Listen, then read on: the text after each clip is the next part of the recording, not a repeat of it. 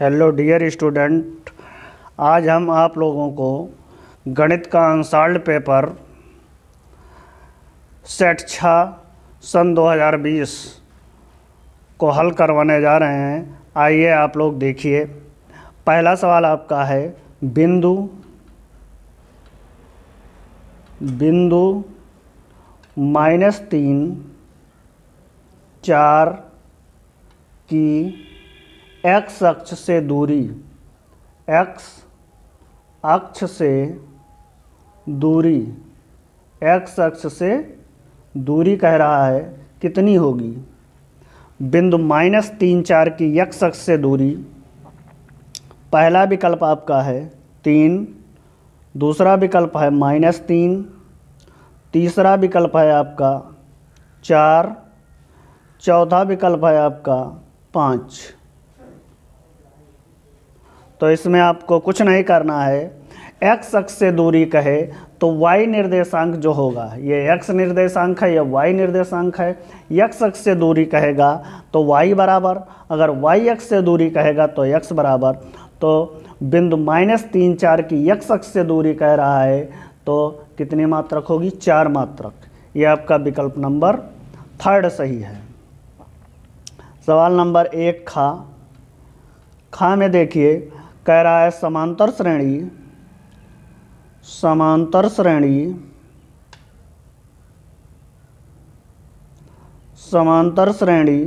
-5/2 0 5/2 का 11वां पद डॉट है का 11वां पद पूछ रहा है आपसे कि 11वां पद कितना होगा। तो यहाँ देखिए, प्रथम पद ये बराबर -5, डी बराबर बाद वाला पद माइनस प्रारंभिक पद, तो बाद वाला पद -5/2 है और ये माइनस आपका प्लस हो जाएगा 5। अब 5 में से 5/2 घटाना है तो आपका उत्तर आएगा 5/2 और n बराबर आपका 11 दिया हुआ है, क्योंकि हमें 11वां पद निकालना है। आपका सूत्र होता है an बराबर a + n-1 into D. an बराबर a + n-1 इंटू डी। तो n के स्थान पर 11, a के स्थान पर -5 प्लस 11 - 1 और d के स्थान पर आपका है 5/2। -5 प्लस 11 में से 1 घटाएंगे 10 गुणे 5/2, 2 पंचे 10, -5 प्लस 25 बराबर 20। आपका पहला विकल्प था -20, सेकंड विकल्प है -30, थर्ड विकल्प आपका है 20, फोर्थ आपका है 30। तो इस प्रकार आपका विकल्प नंबर 3 सही हो गया। कौन सा विकल्प? 3। सवाल नंबर 1 है। 1 में कह रहा है कि एक सिक्के को उछालने पर ऊपर शीर्ष आने की प्रायिकता, तो हम जानते हैं प्रायिकता P बराबर संभव प्रकार बटा कुल प्रकार। तो हम सिक्के को उछालेंगे तो केवल हेड और टेल आता है, तो कितने कुल प्रकार हो गए? 2। कुल कितने प्रकार हो गए? 2। और शीर्ष आने की प्रायिकता, तो शीर्ष 1 बार आ सकता है। कितनी बार? 1 बार। बस यही आपका 1/2 आंसर हो गया। आपका पहला विकल्प था 1, सेकंड विकल्प था -1 और थर्ड विकल्प था आपका 1/2 और फोर्थ विकल्प आपका है 1/3। तो यह आपका विकल्प नंबर 3 हो गया। सवाल नंबर 1 कह रहा है, 1 में आपका है sin² 60 माइनस sin² 30 का मान होगा। अब इसके मान के लिए आपको मान वाली सारणी ट्रिग्नोमेट्री की याद होनी चाहिए। इसमें sin 60 की वैल्यू हम जानते हैं √3/2 होता है, माइनस साइन 30 की वैल्यू 1/2 होती है। तो यह हो जाएगा 3/4 माइनस 1/4 बराबर 2/4 बराबर आपका हो गया 1/2। कितना हो गया 1/2। पहला विकल्प है आपका 1/4, सेकंड विकल्प है आपका 1/2, थर्ड विकल्प है आपका 3/4 और फोर्थ विकल्प है आपका -1/2। तो इसमें आपका सेकंड विकल्प सही हो गया। कौन सा विकल्प? सेकंड। अब आपका अगला सवाल है, कह रहा है चित्र में, ये चित्र आपका बना हुआ है,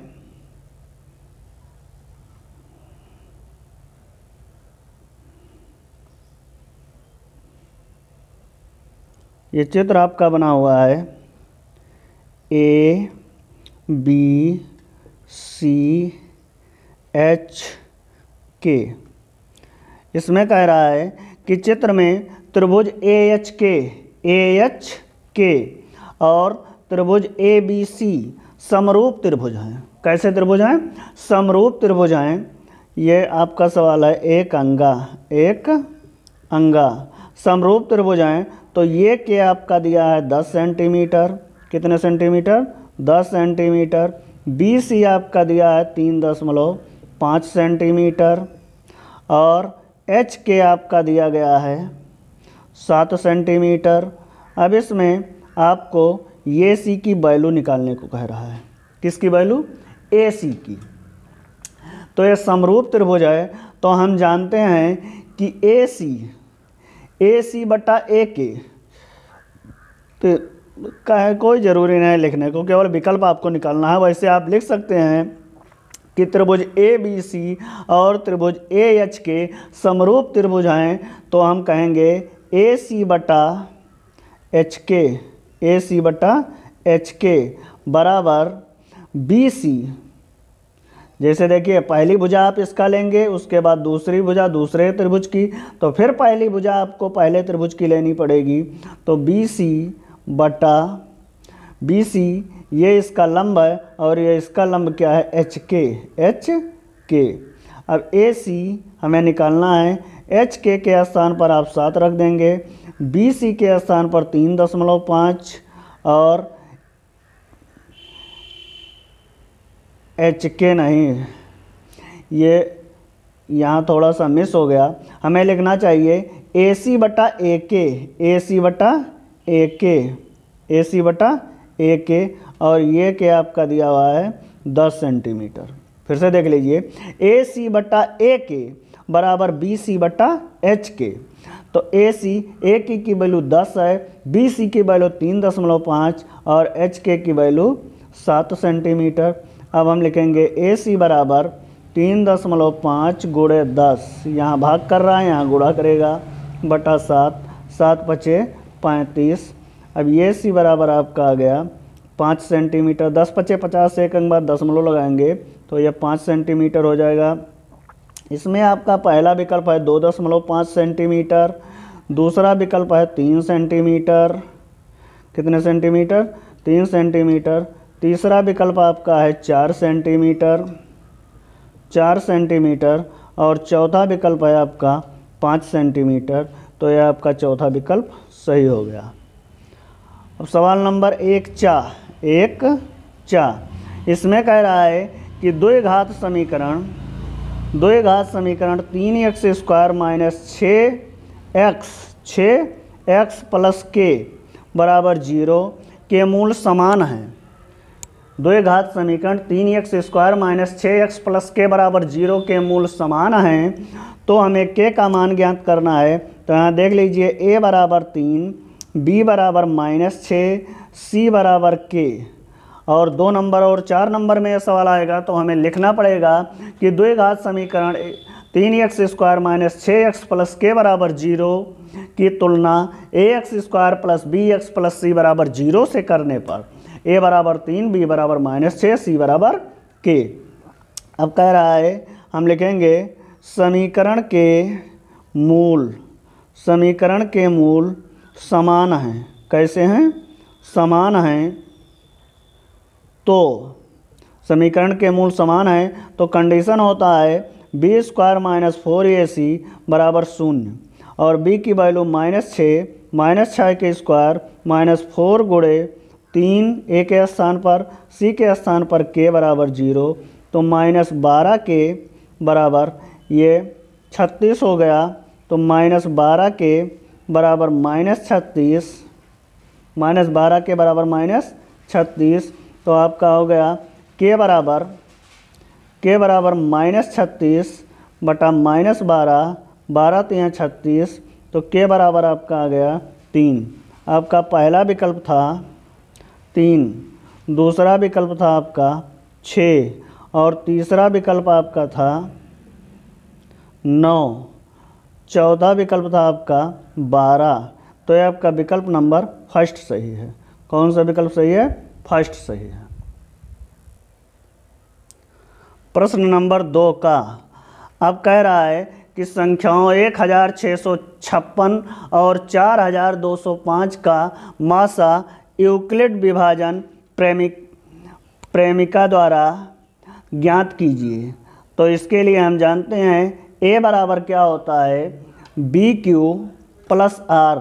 यूक्लिड विभाजन प्रमेय है a बराबर BQ प्लस R, जहाँ a क्या है, a आपका भाज्य है। क्या है? भाज्य। और b क्या है? भाजक। q क्या है? भागफल। और r क्या है? शेषफल। क्या है? शेषफल। अब यहाँ हम देखते हैं कि a बराबर बड़ा वाला a बराबर लिखा जाएगा। तो a बराबर आपका है 4025 और b बराबर आपका क्या है 1656।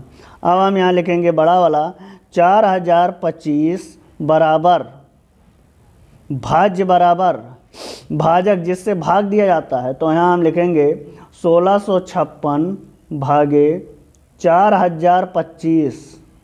अब इसको हम भाग देंगे तो ये 2 मरतबा जाएगा, 2 छक 12 और 2 पंचे 10 1 11, 2 छक 12 1 13, 2 एक अन्यम 2 1 3, 2 एक अन्यम 2 1 3। अब यह हो गया, इसको घटा लीजिए, 3 1 10 में से 3 गए 7। यहाँ हम क्या लिखेंगे 1656 गुणे 2, 1656 गुणे 2 प्लस 713।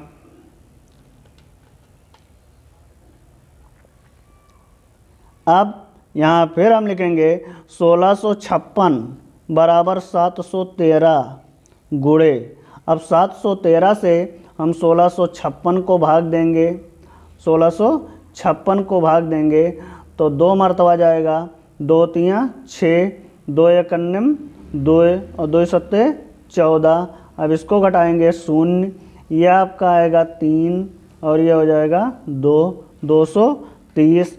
तो यहाँ गुणे 2 लिखेंगे भागफल और प्लस शेषफल आपका आया 230। अब पुनः उसी प्रकार 713 यहाँ लिखेंगे, किससे भाग देना है 230 से, 230 गुणे किसको भाग देना है 713 को, 713 को। तो 713 को भाग देंगे तो ये आपका 3 मरतबा जाएगा, 3 0 0 3 त्रिक्का 9 3 दूनी 6, ये हो गया 3, 11 में 9 गए 2। तो यह हो जाएगा गुणे 3 प्लस 23 गुणे प्लस 23।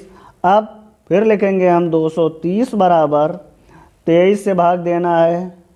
तो 23 को किससे भाग देना है 230 को, तो 23 दहामा 230, ये कैंसिल हो गया। तो गुणे 10 प्लस शेषफल के स्थान पर क्या आ गया 0, शेषफल के स्थान पर 0। जब आपका शेषफल 0 आ जाए वहीं आपका ख़त्म हो जाता है। और किससे भाग देने पर शेषफल 0 आता है 23 से भाग दिया गया यहाँ पर, तो आपका मासा क्या हो गया 23, ये आपका आंसर हो गया। अब अगला सवाल आपका है 2 गा दो गा। दो खा को हम नहीं लगवा रहे हैं क्योंकि दो खा अभी अगले सेट में हमने लगवाया है, वहाँ बारंबारता बंटन का बहुलक ज्ञात करना था, तो वही F0 F1 F2 मानकर हमने लगाया है। उसी सेट से आप लोग सरल कर लीजिएगा। यदि कोई समस्या आती है तो हमें कमेंट करके बताइएगा और हम इस सवाल को भी लगवा देंगे आपका। अब ये है आपका त्रिकोणमिति का सवाल है। tan 30 कोशक 60 प्लस tan 60 sec 30, इसकी वैल्यू आपको ज्ञात करनी है। तो हम जानते हैं कि tan 30 की वैल्यू 1/√3 होती है और कोसेक साइन का उल्टा होता है, तो साइन 60 की वैल्यू √3/2 होती है, तो यह हो जाएगी 2/√3 और tan 60 की वैल्यू √3 होती है और sec 30, तो cos 30 की जो वैल्यू होगी उसका उल्टा कर दीजिएगा, तो cos 30 की वैल्यू होती है √3/2, तो यह हो जाएगा 2/√3। अब यहाँ देखिए √3 से √3 काट दीजिए, यहाँ आपका हो जाएगा 2/3, क्योंकि √3 और √3 का गुणा 3 होता है, प्लस ये आपका हो जाएगा 2, तो 3 दूनी 6, 2 8/3। ये आपका आंसर हो गया, ये आपका आंसर हो गया। अब अगला सवाल है आपका 2 घा, तो इसमें कह रहा है 2 घा में कह रहा है कि त्रिभुज ABC और त्रिभुज PQR समरूप त्रिभुज हैं। फिर वही आ गया त्रिभुज ABC। अभी अगला सवाल नंबर 1 अंगा जो हमने लगाया था सेम टू सेम उसी प्रकार है। त्रिभुज ABC और त्रिभुज PQR समरूप त्रिभुज हैं यदि AB आपकी दी गई है 1.4 सेंटीमीटर, 1.4 सेंटीमीटर और उसकी संगत भुजा PQ बराबर 1.6 सेंटीमीटर। तो कह रहा है कि इन त्रिभुज के क्षेत्रफलों का अनुपात ज्ञात कीजिए। तो हम लिखेंगे त्रिभुज ABC का क्षेत्रफल बटा त्रिभुज PQR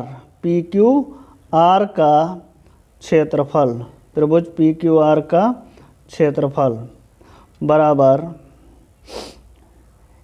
AB स्क्वायर बटा संगत भुजा PQ स्क्वायर।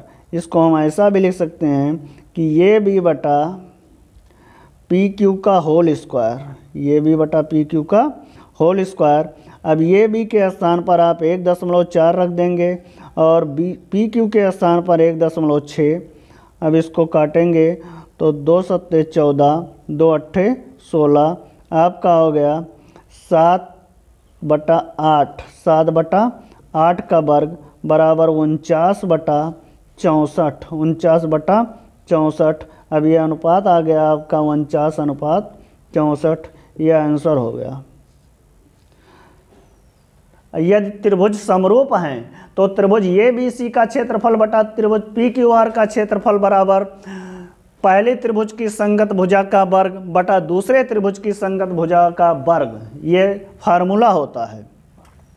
अब आपको सवाल नंबर 3 का सरल करना है। इसमें देखिए आपका कह रहा है कि सिद्ध कीजिए कि √3 एक अपरिमेय संख्या है। क्या सिद्ध करना है? √3 एक अपरिमेय संख्या है। तो हम इसके लिए मान लेंगे, माना √3 एक परिमेय संख्या है। परिमेय संख्या हम मानकर चलते हैं, परिमेय संख्या है और हम जानते हैं कि परिमेय संख्या को हम P/Q के रूप में लिख सकते हैं। किसके रूप में? P/Q के रूप में। तो P/Q बराबर √3, समीकरण नंबर 1। अब यहाँ हम लिखेंगे P और Q में एक के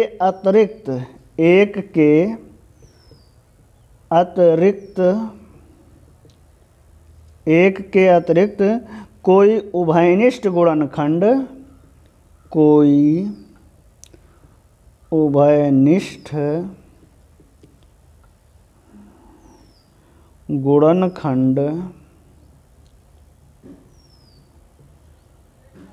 गुणनखंड नहीं है, उभयनिष्ठ गुणनखंड नहीं है। अब समीकरण 1 के दोनों पक्षों का हम वर्ग करेंगे।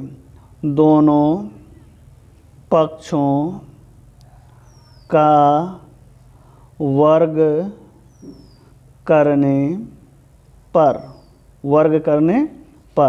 तो ये आपका हो जाएगा p² बटा q² बराबर 3। क्या हो जाएगा? p² बटा q² बराबर 3। अब p स्क्वायर बटा q बराबर ये क्या हो जाएगा? 3q। अब यहाँ देखिए हमने माना है कि p और q में एक के अतिरिक्त तो कोई उभयनिष्ठ गुणनखंड नहीं है। अब हम यहाँ देख रहे हैं कि q में 1 के अलावा एक उभयनिष्ठ गुणनखंड 3 भी आ गया। क्या आ गया? 3। इसलिए हम लिखेंगे भिन्न बराबर, ये हमारा भिन्न है और ये पूर्णांक है। क्या है? पूर्णांक, जो कि क्या है? भिन्न बराबर पूर्णांक। ये हो ही नहीं सकता है, हम लिखेंगे असंभव। ये क्या है? असंभव। ये संभव ही नहीं हो सकता है। अतः हमारी मान्यता क्या है? जो हमने परमेय संख्या माना था, अतः हमारी मान्यता जो हमने माना था गलत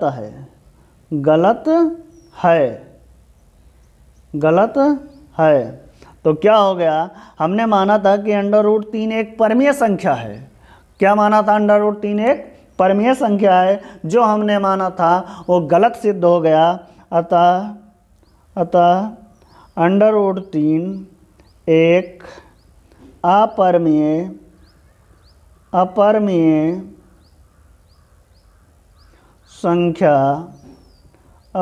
संख्या है। इतना आपको लिखना है, यही आपको सिद्ध करना था। अगला सवाल आपका कह रहा है, अगला सवाल आपका है 3 खा। इसमें आपको कह रहा है कि एक रेखा y अक्ष तथा x अक्ष को क्रमशः बिंदु P तथा Q पर प्रतिच्छेद करती है। यदि 2-5 PQ का मध्य बिंदु है तो P का निर्देशांक ज्ञात कीजिए। तो एक रेखा y अक्ष को बिंदु Q पर, अब हम लिखेंगे y अक्ष पर बिंदु P का निर्देशांक y अक्ष पर बिंदु का निर्देशांक होता है 0,y और x अक्ष पर बिंदु Q का निर्देशांक क्या होगा? यहाँ थोड़ा सा उल्टा दिया है, पहले लिखना चाहिए इसको x अक्ष, यहाँ लिखा हुआ है y अक्ष। तो जैसा प्रश्न है उसी प्रकार हम सरल कर रहे हैं। तो हमने पहले y अक्ष पर बिंदु P का निर्देशांक लिखा तो 0,y, क्योंकि y अक्ष पर है, x पर नहीं है। x पर 0 है और y अक्ष पर कितना है? y। इसी प्रकार x अक्ष पर बिंदु Q का निर्देशांक x अक्ष पर है, इसलिए x बराबर कुछ दूरी होगी और y पर नहीं है, तो y पर आपका हो गया 0। और मध्य बिंदु का निर्देशांक दिया है, मध्य बिंदु यहाँ लिख लेंगे, मध्य बिंदु PQ का, यदि मध्य बिंदु का यहाँ कोई नाम नहीं अंकित किया गया है, मध्य बिंदु का निर्देशांक, मध्य बिंदु का निर्देशांक आपका दिया गया है 2 - 5, 2 - 5। तो आपको P और Q के निर्देशांक ज्ञात करना है, हमें x और y की वैल्यू ज्ञात करनी है। तो हम यहाँ लिखेंगे x1 बराबर, अब यहाँ आप इसको भी x1 y1 मान सकते हैं, इसको भी मान सकते हैं। तो हमने माना x1 बराबर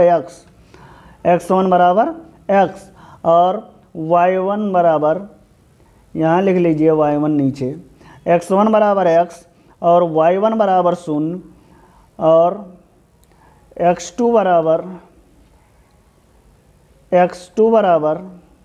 0 और y2 बराबर y और कैपिटल X बराबर 2 और कैपिटल Y, मध्य बिंदु को हमने कैपिटल X कैपिटल Y मान लिया है। तो हम जानते हैं कैपिटल X बराबर, फार्मूला होता है मध्य बिंदु का x1 + x2 बटा 2। तो कैपिटल X की वैल्यू 2 आई, 2 बराबर x1 x प्लस x2 0 बटा 2। तो यह हो गया आपका 2 बटा x बटा 2। तो कैंची गुणा करेंगे तो x बराबर 4। इसी प्रकार कैपिटल Y बराबर y1 + y2 बटा 2।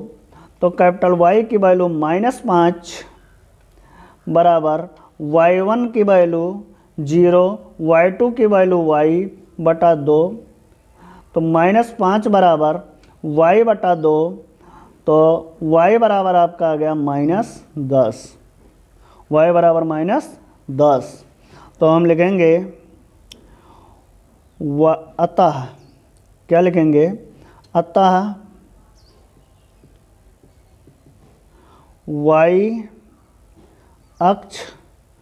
y अक्ष पर बिंदु P का निर्देशांक, बिंदु P का निर्देशांक 0, y, तो 0, y के स्थान पर -10 और x अक्ष पर बिंदु Q के निर्देशांक क्या माना है हमने, x, 0, तो x के स्थान पर 4, 0। यह आपका आंसर हो गया। अब सवाल नंबर 3 गा। इसमें देखिए कह रहा है एक थैले में एक लाल गेंद, एक नीली गेंद और एक पीली गेंद है। एक लाल गेंद है और एक लाल गेंद, लिख लीजिए लाल गेंद कितनी है, 1 तो यहाँ हम ऐसा लिख सकते हैं n means number, r means red. तो n r बराबर 1। लाल गेंद कितनी है, 1। नीली गेंद, कौन सी गेंद, नीली गेंद 1 है। तो n ब्लू मीन्स नीला होता है, तो NB बराबर 1 तथा और एक पीली गेंद है। तो हम लिखेंगे पीली गेंद बराबर 1। तो येलो मीन्स पीली होती है, तो NY बराबर 1 तथा सभी गेंदें एक ही साइज की हैं। कृतिका बिना थैले के अंदर झांके, यदि इनमें से एक गेंद यदृच्छा निकाली जाती है, निकालती है, तो इसकी क्या प्रायिकता होगी कि वो गेंद पहले पार्ट में है पीली होगी। तो हम पहले लिखेंगे कुल गेंद, क्या लिखेंगे, कुल गेंद कितनी है, 3। तो इसको हम लिख सकते हैं NS, सैंपल स्पेस की संख्या। तो सैंपल स्पेस की संख्या 3 है। अब पहला है प्रायिकता आपको ज्ञात करनी है पीली गेंद। तो PY येलो, PY बराबर क्या हो जाएगा, NY अपान NS। मतलब कितनी पीली गेंदें हैं, पीली गेंदों की संख्या बटा कुल गेंदों की संख्या, पीली गेंदों की संख्या बटा कुल गेंदों की संख्या, तो पीली गेंद कितनी है 1 और NS कितना है 3। ये आपका आंसर हो गया पहला।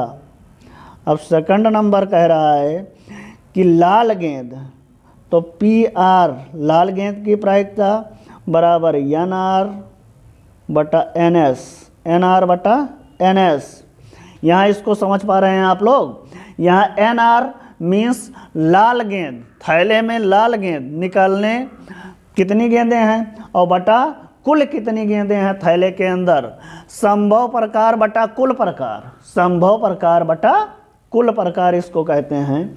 तो यहाँ NR आपकी वैल्यू दी गई है 1/3, ये आपका आंसर हो गया।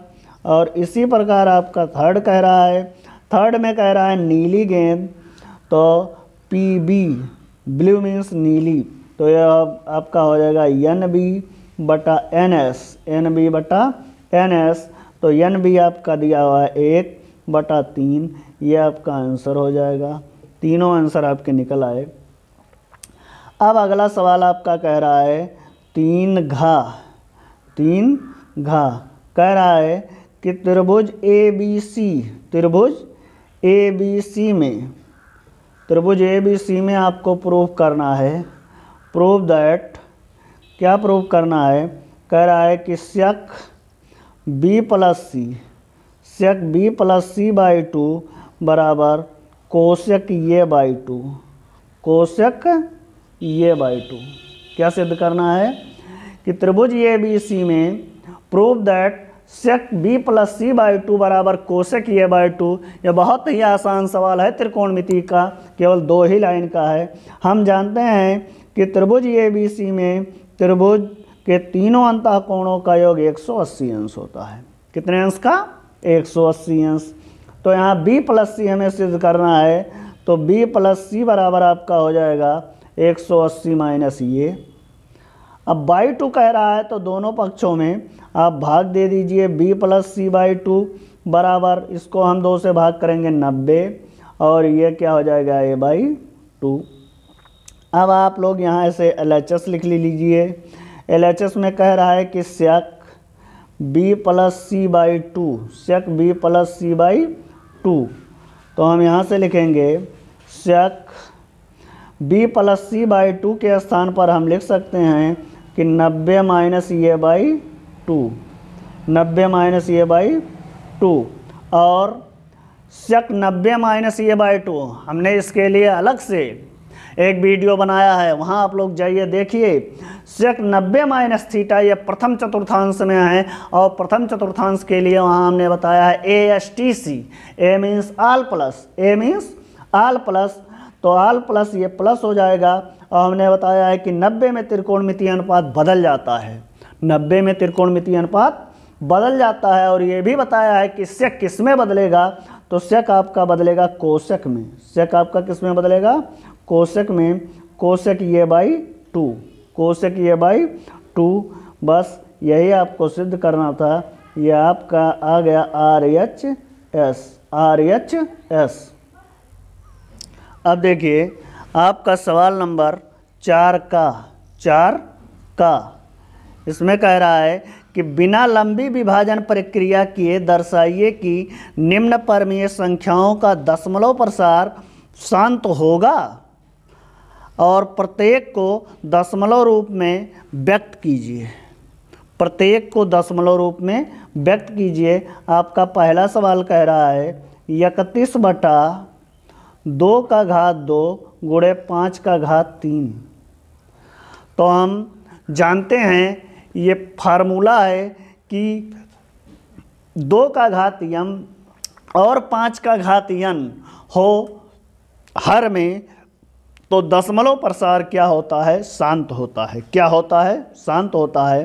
तो पहले में यही लिख देंगे, आप लोग लिख लीजिएगा कि 2 का घात हर का गुणनखंड 2 का घात m और 5 के घात n के रूप का है, इसलिए दशमलव प्रसार शांत होगा। और कह रहा है दशमलव रूप में व्यक्त कीजिए। तो यहाँ देखिए दशमलव रूप में कैसे व्यक्त किया जाता है। इसको हम लिखेंगे 2 का घात 2 गुणे 5 का घात 2 गुणे 5। इसको ऐसा हमने क्यों बनाया? इसके बनाने के पीछे एक रीजन है, देखिए वो रीजन। अब हम इसको लिख सकते हैं 2 गुणे 5 का घात 2 गुणे 5। अब ये आपका हो जाएगा 31 बटा 2 पंचे 10 का घात 2 अर्थात 100 और ये 5। अब 31 को हम 5 से भाग करेंगे, 5 से काटेंगे तो 5 छक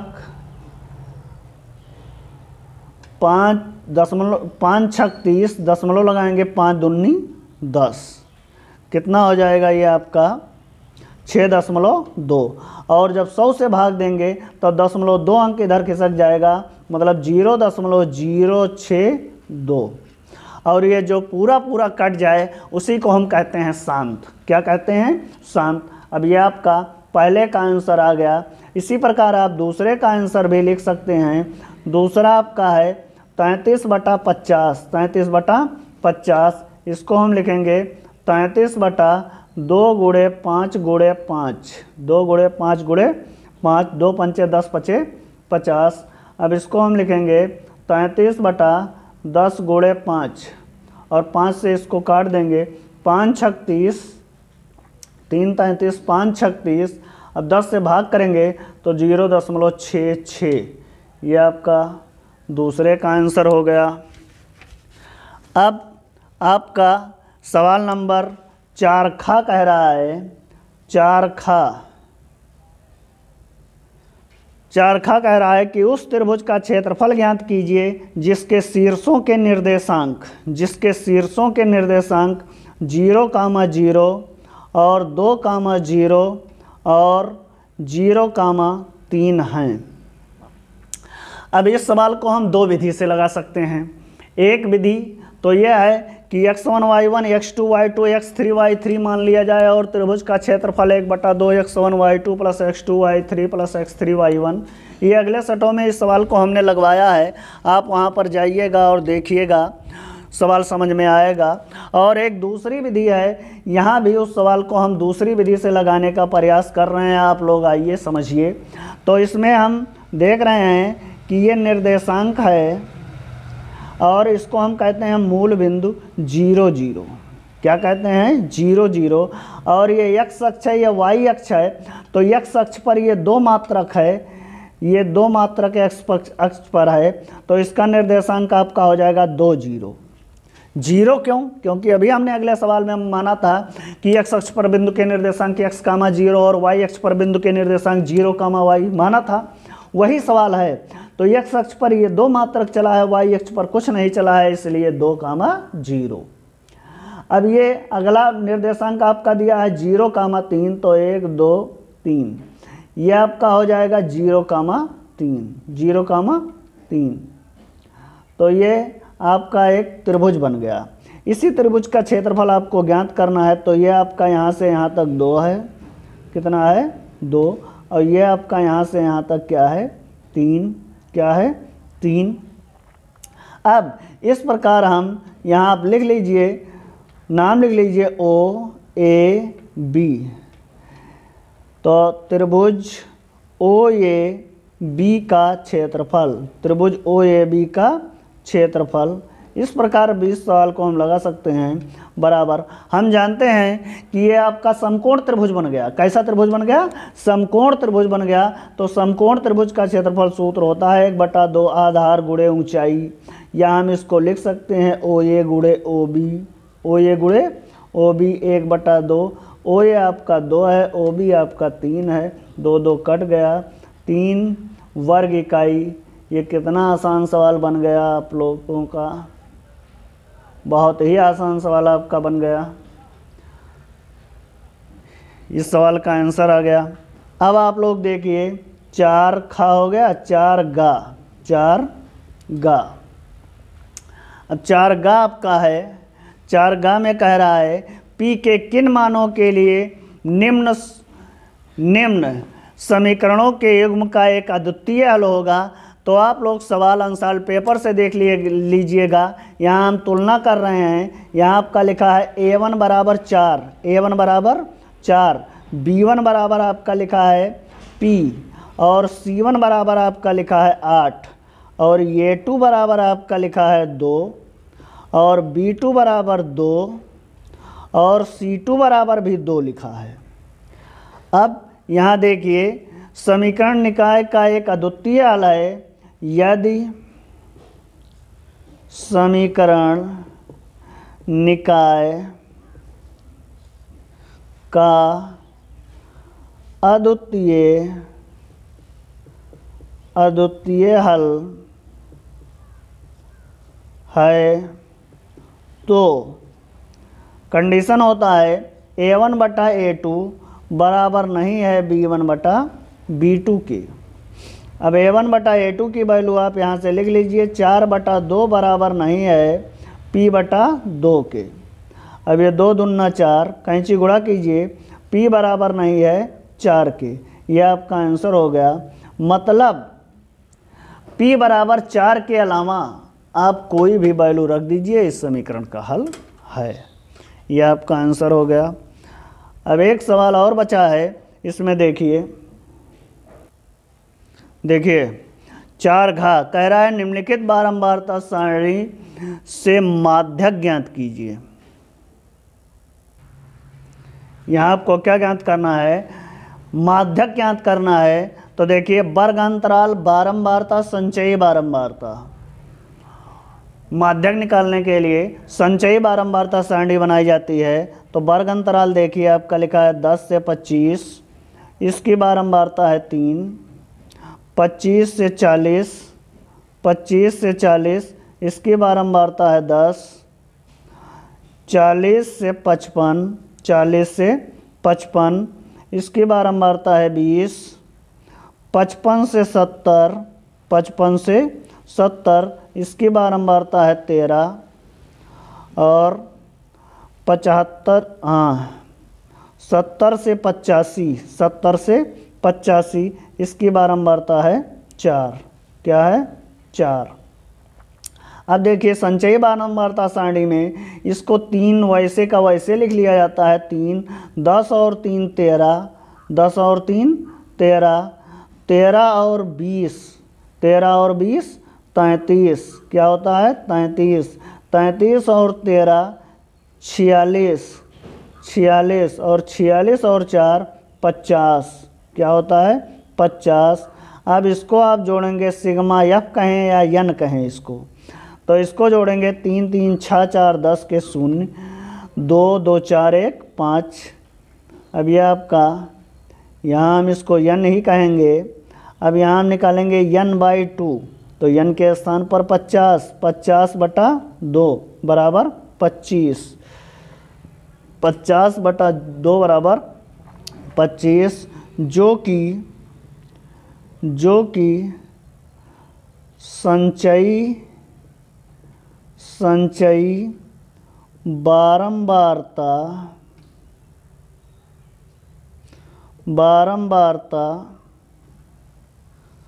33 में आता है। 33 में आता है। अतः वर्गांतराल या वर्गांतर कितना हुआ? 33 के सामने आप देखिए 40 55 है, 40 55 है। अब हम यहाँ लिखेंगे क्या हमें निकालना है? माध्यक। क्या निकालना है? माध्यक